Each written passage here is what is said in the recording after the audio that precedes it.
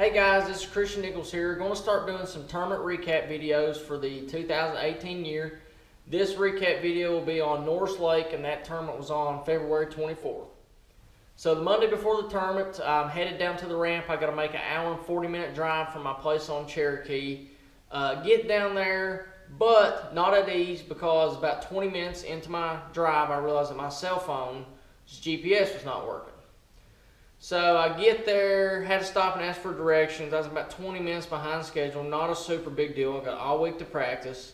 And back the boat in the water, get it going, put it up on pad. You know, I'm ready. I've been waiting for this the last couple of months. And after about 75 yards, the boat just shut down. No alarms through, nothing.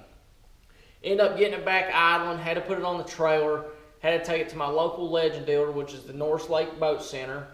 And I really have to give them guys a big shout out, Kurt, Mark, and Joe. They stopped everything they was doing when I pulled in. Had to end up running some new fuel lines. They got me back out on the water.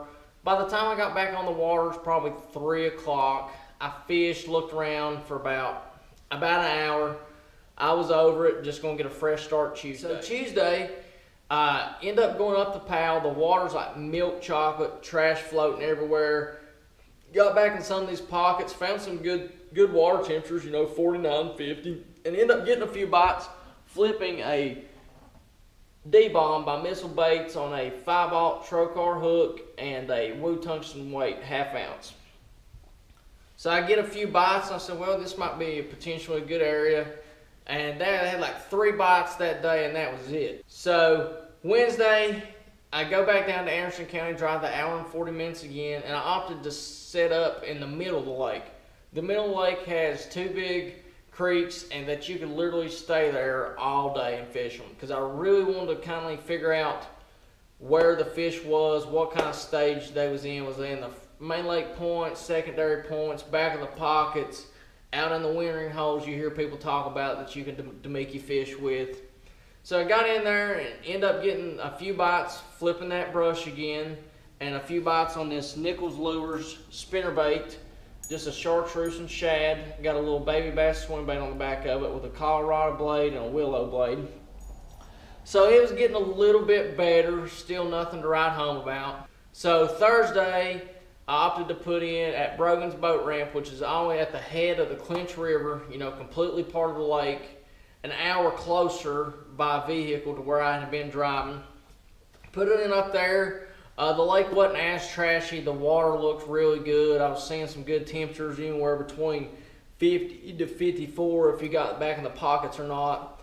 And my reasoning for that was that I was thinking that the water had been more acclimated up there. It had been warmer longer. It had just been more steady, and maybe the fish were just a little bit more apt to eat up there, where everything kind of been stable longer than the rest of the lake.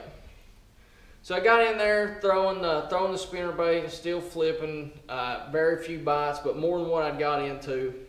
So Friday, I go back down to Anderson County, go all the way down to the dam. Now the dam's 15-foot visibility, gin clear water. The water's anywhere between 47 and 49 degrees. I threw A-rigs, I threw jerk baits, I threw swim baits, I threw floating flies, nothing. So Saturday morning comes, I wake up at 3 a.m. I have to drive, the hour back to the ramp, get put in, waiting for the tournament, and I still really don't know where I'm going to go. It's like, do I risk it and run all the way up there? I don't know how many miles it was to the head of the Clinch from the Anderson County Park. Or do I stay around the mid-lake? The only thing that I had thought and truly believed in was that the fish was going to come shallow, with it being the 3rd and 4th good warming day down there at Norris. So I said, well, I'm going to run to the river. So we ended up taking out boat number 55. I don't know how many miles it was, but it took me like 48 minutes, as hard as I could go, to get up there with 2 full tanks of gas. Got up there, got in one little pocket where I had found some fish, about 4th or 5th cast. One pulls off on the spinnerbait. And I'm like, great. Not what you want to start the day as.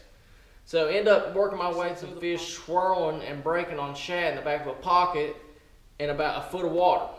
So I threw my spinnerbait, I threw the crankbaits I had tied on, I threw the long A, nothing. I had one swirl behind the long gay, and it makes you feel stupid because them fish are in a foot of water. You feel like you could catch them by hand, but you can't catch them on the 15 rods you got laid out on the deck. So I go back, end up going across the lake where the bluff line turns into like a spawning flat there, and end up catching one on this Spro MD in the black and chartreuse. Caught a good solid keeper there. Fishing there some more, nothing. Went back to where I had started, nothing. I had one little more spot that I thought was really going to produce, like way up there in the river. I got in there and there was 6 or 7 high school boats in there. They had a high school tournament, and the ramp they put in, it was a whole lot closer than the hour that I ran up there. And ended up catching 2 non-keepers in that pocket around them people, and I said, well, this is just pressured. Let's make a little bit run down the lake. So I ran just a little bit down, back the way I came, and around 12 o'clock, and I'd really gotten this this area, and there's a series of pockets, and the back of them were flat. I mean, just perfect, like highways, I guess you could say, for the fish. You know, they had some wintering holes out front. They could be in the winter, pull up to the points, you know, or pull up to the back of the point, the secondary point, or get in the flats. So I was like, well, this is going to be it, and I truly just kept telling myself that they was going to come shallow. Well, after 12 o'clock, the co-angler he had caught one too. We both had one in the box. He was throwing a square bill, and about the second or third cast we got up in there, he had one swirl on a square bill. So I said, all right, this is it. They've definitely come up. I'm putting on the square bill, and I said, I'm going to throw it till it's time to go in. And I end up throwing it till it's time to go in, and I was throwing the spring crawl and the Little John 50, which is like their square bill version.